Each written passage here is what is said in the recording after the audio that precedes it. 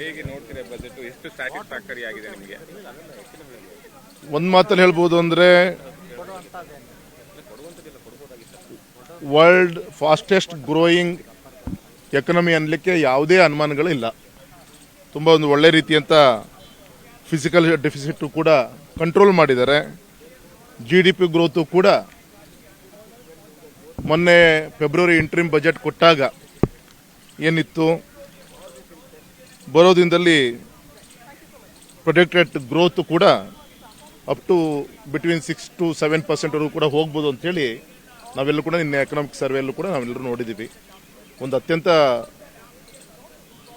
ಆದ್ಯತೆ ಈ ಬಜೆಟ್ನಲ್ಲಿ ಯುವಕರಿಗೆ ಎಂಪ್ಲಾಯ್ಮೆಂಟನ್ನು ಕ್ರಿಯೇಟ್ ಮಾಡಲಿಕ್ಕೆ, ಸ್ಕಿಲ್ ಡೆವಲಪ್ ಮಾಡಲಿಕ್ಕೆ ಮತ್ತು ಇಂಟರ್ನ್ಶಿಪ್ಪಿಗೋಸ್ಕರ ಸುಮಾರು 1 ಕೋಟಿ ಯುವಕರಿಗೆ ಸುಮಾರು 500 ಟಾಪ್ ಕಂಪ್ನೀಸ್ಗಳಲ್ಲಿ ಅವರಿಗೆ ಇಂಟರ್ನ್ಶಿಪ್ ಕೊಡಲಿಕ್ಕೆ ಈ ರೀತಿ ಇದಕ್ಕೆ ಆದ್ಯತೆಯನ್ನು ಕೊಟ್ಟಿರುವಂಥ ವಿಚಾರ ಇರ್ಬೋದು.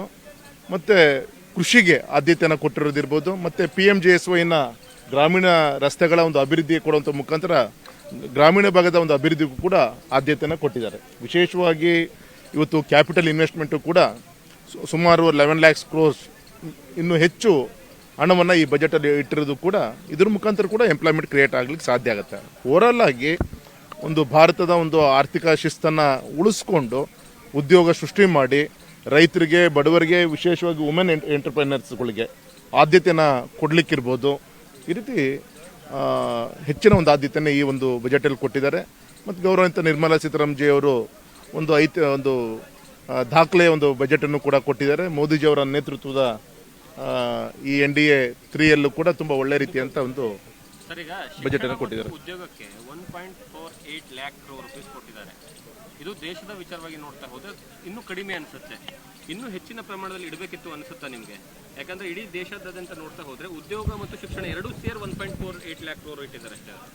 ಒಂದು ನೇರವಾಗಿ 1 lakh ಸಮಥಿಂಗ್ ಕ್ರೋರ್ಸ್ನ ಉದ್ಯೋಗ ಮತ್ತು ಶಿಕ್ಷಣಕ್ಕೆ ಇಟ್ಟಿದ್ರು ಕೂಡ ಇಂಡೈರೆಕ್ಟ್ಲಿ ಬೇರೆ ಬೇರೆ ಒಂದು ಕಾರ್ಯಕ್ರಮದ ಅಡಿಯಲ್ಲಿ ಉದ್ಯೋಗವನ್ನು ಇನ್ನೂ ಹೆಚ್ಚು ಪ್ರಮೋಟ್ ಮಾಡಲಿಕ್ಕೆ, ಸ್ಕಿಲ್ ಪ್ರಮೋಟ್ ಆಗಲಿಕ್ಕೆ ಆ ಒಂದು ದಿಕ್ಕಲ್ಲೂ ಕೂಡ ಅದಕ್ಕೆ ಶಕ್ತಿ ತುಂಬುವಂಥ ಕಾರ್ಯವನ್ನು ಮಾಡೋದ್ರಿಂದ ಆ ಒಂದು ಗೋಲನ್ನು ರೀಚ್ ಆಗ್ಲಿಕ್ಕೆ ಸಾಧ್ಯ ಆಗುತ್ತೆ.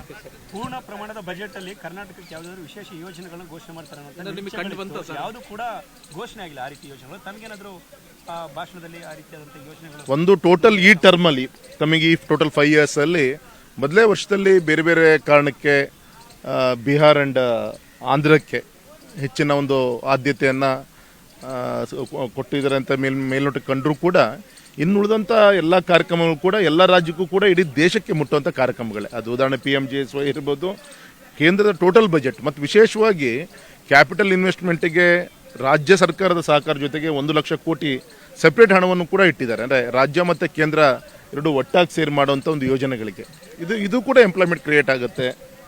ಎಜುಕೇಷನ್ ಲೋನಿಗೂ ಕೂಡ ಆದ್ಯತೆಯನ್ನು ಕೊಟ್ಟಿದ್ದಾರೆ. ಮುದ್ರಾ ಲೋನಿಗೂ ಕೂಡ ಹೆಚ್ಚಿನ ಆದ್ಯತೆಯನ್ನು ಕೊಟ್ಟಿದ್ದಾರೆ. ಕರ್ನಾಟಕದ ವಿಚಾರವಾಗಿ ಹೇಳಬೇಕಾದ್ರೆ ಸರ್, ಈಗ ಬೆಂಗಳೂರಲ್ಲಿ ಪೆರಿಫೆರಲ್ ರಿಂಗ್ ರೋಡ್ಗೆ ಏನಂತಂದ್ರೆ ದೊಡ್ಡ ಪ್ರಮಾಣದಲ್ಲಿ ಹಣವನ್ನು ಎಕ್ಸ್ಪೆಕ್ಟ್ ಮಾಡ್ತಾ ಇತ್ತು ಸರ್ಕಾರ. ಅದ್ರ ಜೊತೆಗೆ ಬಹಳಷ್ಟು ದೊಡ್ಡ ಅದು ಏನಂದ್ರೆ ಪ್ರಾಬ್ಲಮ್ ಇವಾಗಲೂ ಕ್ರಿಯೇಟ್ ಆಗ್ತಾ ಇದೆ ಜನರಿಗೆ.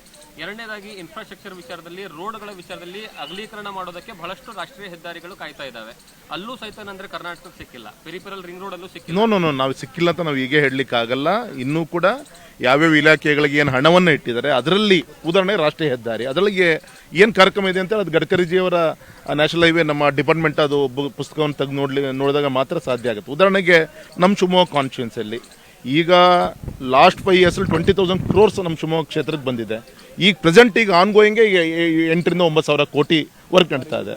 ಉದಾಹರಣೆಗೆ ರೈಲ್ವೆ ಎಕ್ಸ್ಪೆನ್ಷನ್ ವರ್ಕ್ ಆಲ್ರೆಡಿ ಆಗ್ತಾ ಇದೆ. ಅಫಿಷಿಯಲ್ ಆಗಿ ಬಜೆಟ್ ಬುಕ್ನಲ್ಲಿ ಇಂಥ ಕಾರ್ಯಕ್ರಮಕ್ಕೆ ಅಂತ ಅನೌನ್ಸ್ಮೆಂಟ್ ಆಗದೇ ಇರ್ಬೋದು. ಅದು ಟೋಟಲ್ ಇನ್ಫ್ರಾಸ್ಟ್ರಕ್ಚರ್ಗೆ, ಅದು ರೈಲ್ವೆ ಇರ್ಬೋದು, ಹೈವೇ ಇರ್ಬೋದು, ಏರ್ವೇಸ್ ಇರ್ಬೋದು, ಇದೆಲ್ಲದೂ ಕೂಡ ಇಂಡೈರೆಕ್ಟ್ಲಿ ಹೆಲ್ಪ್ ಆಗುತ್ತೆ ಅಲ್ವಾ? ಹಾಗಾಗಿ ರಾಜ್ಯಕ್ಕೆ ಅನುಕೂಲ. ಪರ್ಟಿಕ್ಯುಲರ್ ನೀವು ಹೇಳಿದಾಗೆ ಕರ್ನಾಟಕ ಇಂಥ ದೇವಸ್ಥಾನ, ಇಂಥ ರಸ್ತೆ ಅಂತ ಹೇಳಿ ಹೈಲೈಟ್ ಆಗದೇ ಇರ್ಬೋದು. ಆದರೆ ಓವರಾಲ್ ಆಗಿ ನಮ್ಮ ಕರ್ನಾಟಕವು ದೇಶಕ್ಕೇನು ಲಾಭ ಆಗುತ್ತೆ, ನಮ್ಮ ರಾಜ್ಯಕ್ಕೂ ಕೂಡ ಹಾಗೆ ಆಗುತ್ತೆ. Thank you.